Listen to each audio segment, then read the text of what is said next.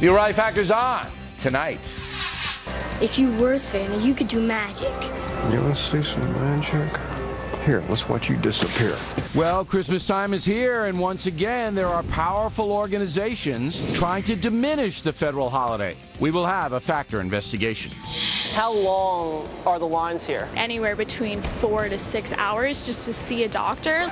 With all the controversy about Obamacare in America, how is Canadian care working out? We sent Jesse Waters up north to find out. See, Obama tried to emulate you guys, so I think it's your fault. Go ahead. Everybody blames Canada, right?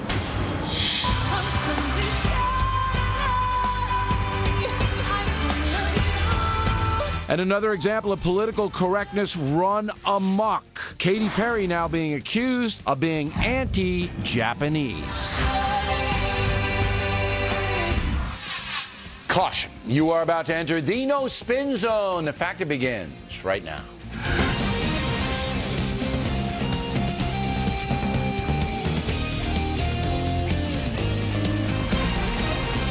Hi, I'm Bill O'Reilly. Thanks for watching us tonight. The war on Christmas centralizes. That is the subject of this evening's Talking Points memo. Well, over the years, we've taken on the role of protecting the federal holiday of Christmas. As you know, there are some Americans who are offended by any reference to Jesus Christ. And that's what the USA celebrates on December 25th, the birth of the baby Jesus. President Grant signed the holiday into law after Congress passed legislation in 1870 acknowledging the country's Judeo-Christian tradition.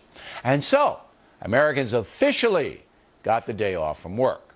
Now, everything was swell up until about 10 years ago when creeping secularism and pressure groups like the ACLU began attacking the Christmas holiday. They demanded the word Christmas be removed from advertising and public displays, and many people caved into that.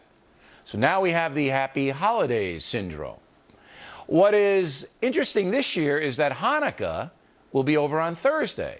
So there are no more holidays between then and Christmas Day. It's just Christmas if you want to invoke happy. Bad news for the secular progressives. The absurdity of the situation was brilliantly parodied today in the Mallard Fillmore cartoon strip by our pal Bruce Tinsley. The following Christmas special actually mentions Christianity.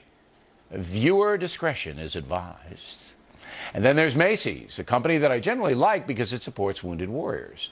But this year they're touting Santa Claus, who will help you, quote, with your holiday wish list. So here's my question to Macy's. What holiday is Santa celebrating? Winter solstice? The birthday of a reindeer? What? On the national front, there are 3 primary culprits seeking to diminish Christmas: the American Civil Liberties Union, the Freedom from Religion Foundation, and the American Humanist Association. The most aggressive is the Freedom from Religion Foundation, which routinely threatens to sue small towns and school districts if they dare utter the word Christmas or allow choirs to sing carols in public schools. The irony is that nobody's bothering the atheists. They are free to celebrate whatever they want to celebrate. They are free not to believe, and they are free to snicker at anybody who does believe. That's not good enough for these people. They want to banish any mention of Jesus in the public square. They are the oppressors. The Christmas spirit people are just upholding a nice tradition. So why are we allowing anti-Christmas madness? A poll last year showed 47% of Americans believe there is a war on Christmas, 40% do not, 13% are confused. So once again this year, I will keep an eye on the situation. Helping me is the Alliance Defending Freedom organization based in Scottsdale, Arizona. They have been very successful in defending traditional rights in the courts. Therefore, I say to them, God bless you, each and every one, with apologies to Dickens. And that's a memo. Now for the top story tonight reaction, let's go out to Arizona, bring in Doug Napier, an attorney who works for the Alliance organization. So what cases are you working on this season?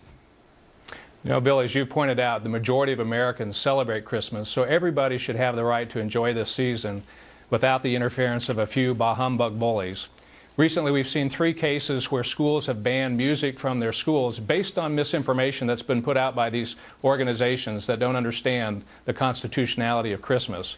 There were 2 cases, one in Wisconsin and New Jersey, which you've talked about on your show, where they banned the Christmas carols. And then the last one was in South Carolina, where it was a school band. There weren't even words. It was just music. And they said, well, even though the students picked these songs, Joy to the World and O Come You Faithful, they banned them from the schools. Alliance Defending Freedom sent a letter, told the truth about Christmas, that Christmas is constitutional, and they allowed these back in the schools. But all right, well, let me stop you you there. This was Rock Hill, South Carolina, a suburb of Charlotte, North Carolina, right on the border. So why on earth, what prompted the school officials here in a small town, Rock Hill, to say, you know, we're not even going to allow Christmas music? Were they threatened? Did somebody come and shake them? What precipitated that?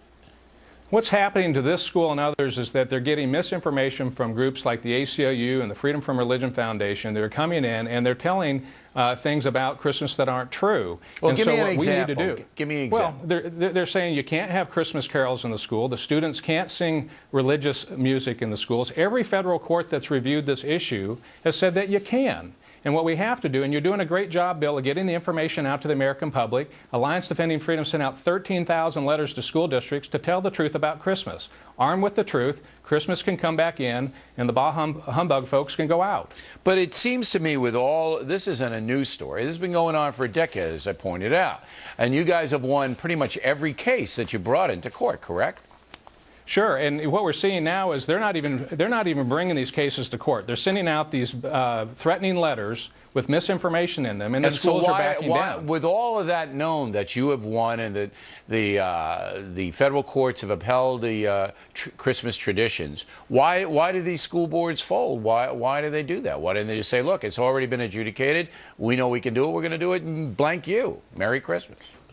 The problem is some of these small schools, they're afraid of litigation, they don't have big budgets, and that's why the Alliance Defending Freedom will come in and defend them for free at no cost to the school districts, but they need to be informed, and so we hope they'll read the letters. If people out there, and they need to go to their school districts and they need to tell them the truth. They can go to our website, alliancedefendingfreedom.org. All of the fact sheets are on there, the laws on there, the letters that we send out to the school districts are on there. They can tell the truth to the school districts, and once they're informed, they usually back down, like these last 3 schools did. Yeah, once they all knew the back truth, down right after we put it on there. But I think it wasn't because of you and your fine organization or the Constitution.